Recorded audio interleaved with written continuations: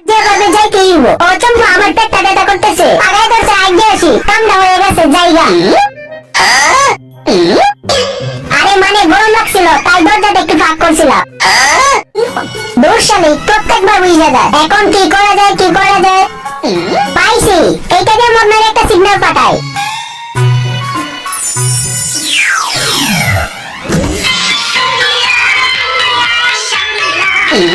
মনে হয় রাজু বিপদে পড়ছে বন্ধু ধর আমি আইতাছি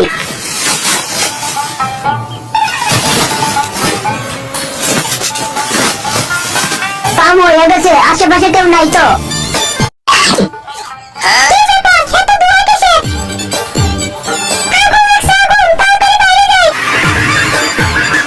কাম হয়ে গেছে রে রাজু আয় আয় বুদ্ধিটা কেমন ছিল বলতো ভালো কিন্তু আমার ক্ষুধা লাগছে আমার